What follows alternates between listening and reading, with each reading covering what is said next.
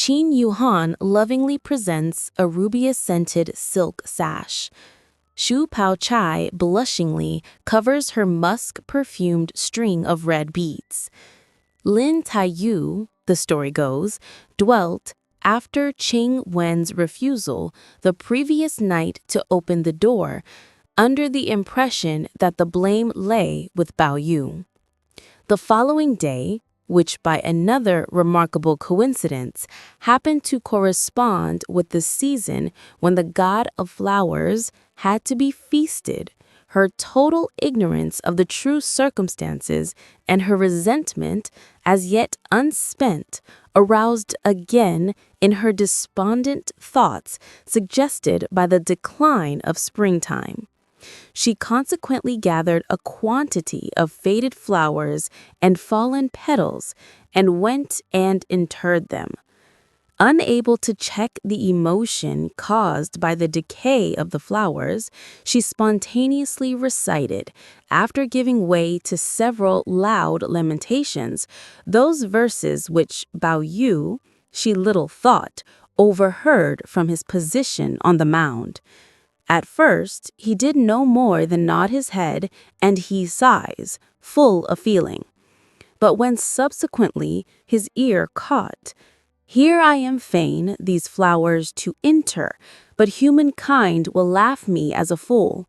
Who knows who will in years to come commit me to my grave? In a twinkle, springtime draws to an end, and maidens wax in age. Flowers fade, and maidens die, and of either naught any more is known."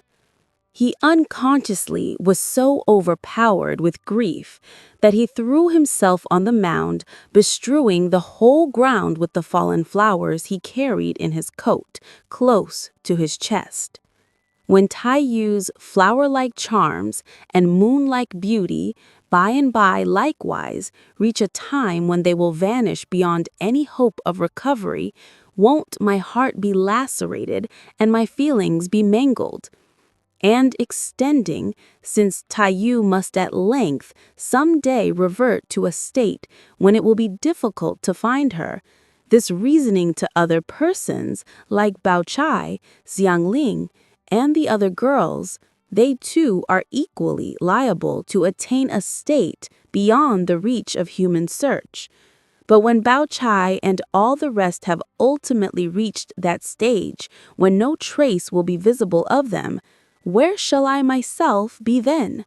And when my own human form will have vanished and gone, whither I know not yet, to what person, I wonder, will this place, this garden, and these plants revert? From one to a second, and from a second to a third, he thus pursued his reflections backwards and forwards until he really did not know how he could best, at this time and at such a juncture, dispel his fit of anguish. His state is adequately described by: the shadow of a flower cannot err from the flower itself to the left or the right. The song of birds can only penetrate into the ear from the east or the west. Lin Taiyu was herself a prey of emotion and agitation when unawares sorrowful accents also struck her ear from the direction of the mound. "Everyone," she cogitated, "laughs at me for laboring under a foolish mania. But is there likely another fool besides myself?" Then she raised her head, and casting a glance about her, she discovered that it was Bao Yu. "Tsu."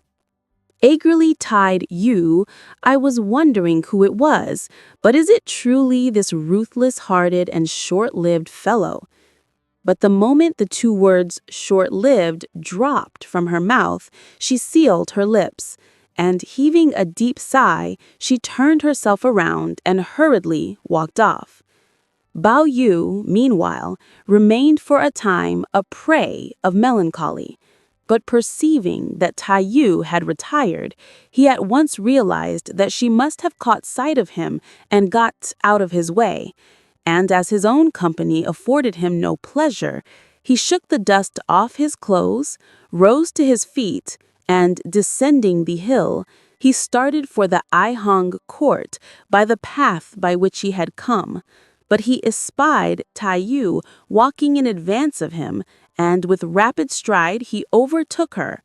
"Stop a little," he cried. "I know you don't care a rap for me, but I'll just make one single remark, and from this day forward we'll part company." Taiyu looked round, observing that it was Bao Yu. She was about to ignore him. Hearing, however, he mentioned that he had only one thing to say. "Please tell me what it is." She forthwith rejoined. Bao Yu smiled at her and asked, "If I pass two remarks, will you listen to me? Yes or no?" At these words, Taiyu twisted herself around and beat a retreat, but Bao Yu followed behind. Since this is what we've come to now, what was the use of what existed between us in days gone by? As soon as Taiyu heard his exclamation, she stopped impulsively, turning her face towards him. "What about days gone by, and what about now?"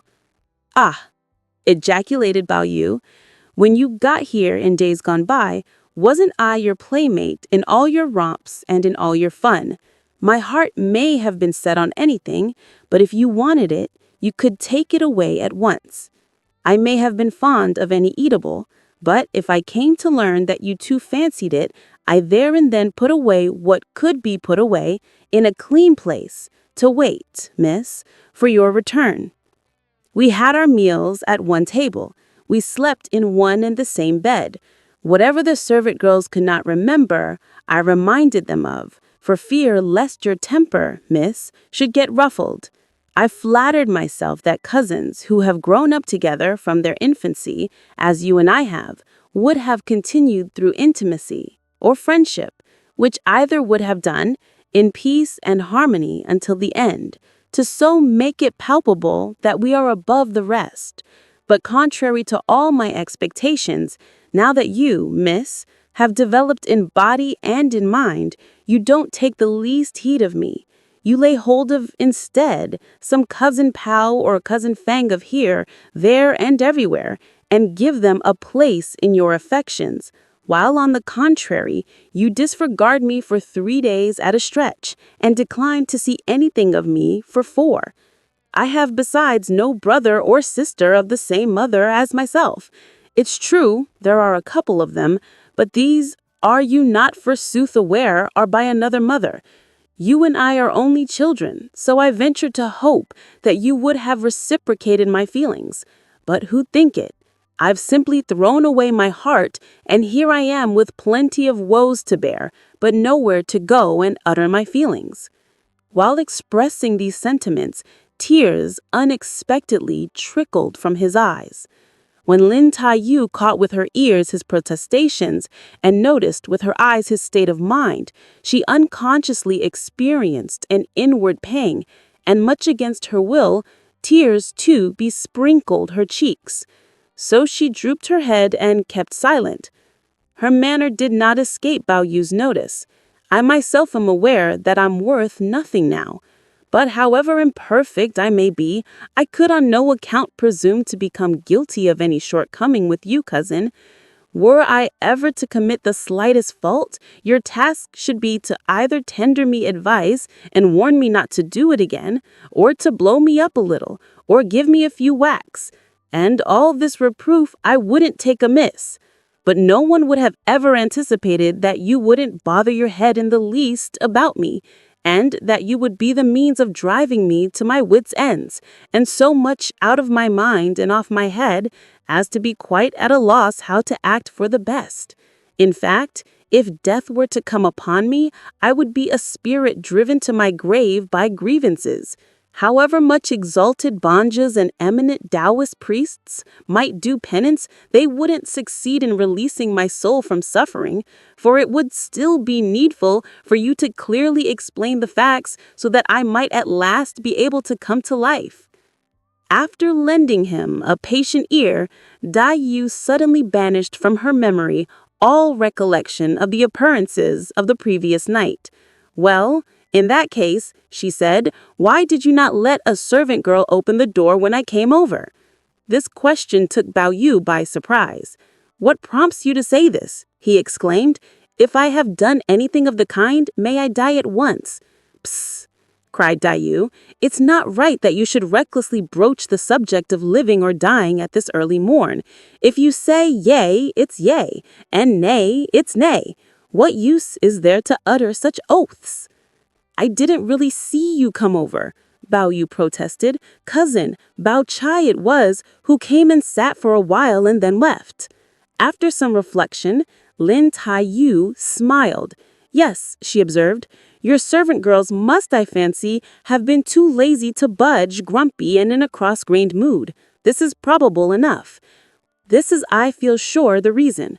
So when I go back, I'll find out who it was, called